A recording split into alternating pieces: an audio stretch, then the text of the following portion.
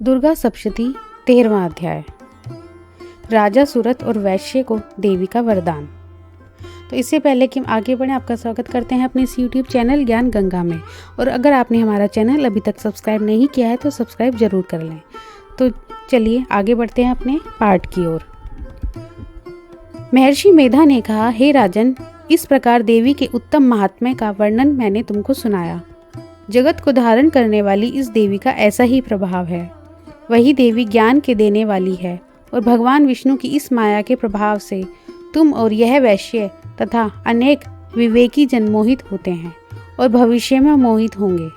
हे राजन, तुम इसी परमेश्वरी की शरण में जाओ।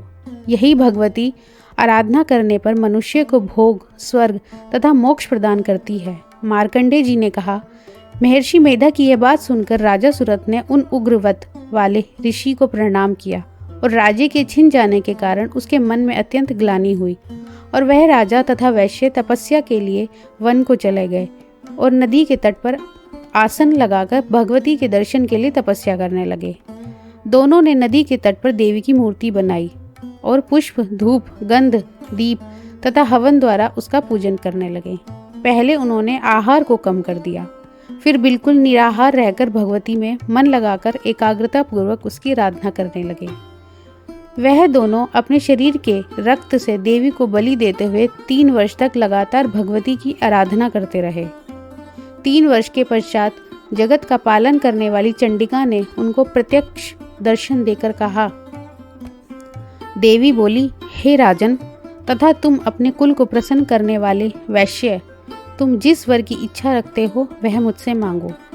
वह वर मैं तुमको दूंगी, क्योंकि मैं तुम पर अत्यंत प्रसन्न हूँ। मार्कंडेय जी कहते हैं, यह सुन राजा ने अगले जन्म में नष्ट ना होने वाला अखंड राज्य और इस जन्म में बलपूर्वक अपने शत्रुओं को नष्ट करने के पश्चात पुनः अपना राज्य प्राप्त करने के लिए भगवती से वरदान मांगा। और वैश्यों ने भी, जिसका चित्त संसार की ओर से विरक्त हो चुका था, अतः भगवती से अपनी तथा अहंकार रूप आसक्ति को नष्ट कर देने वाले ज्ञान को देने के लिए कहा। देवी ने कहा, हे राजन, तुम शीघ्र ही अपने शत्रुओं को मारकर पुनः अपना राज्य प्राप्त कर लोगे। तुम्हारा राज्य स्थिर रहने वाला होगा।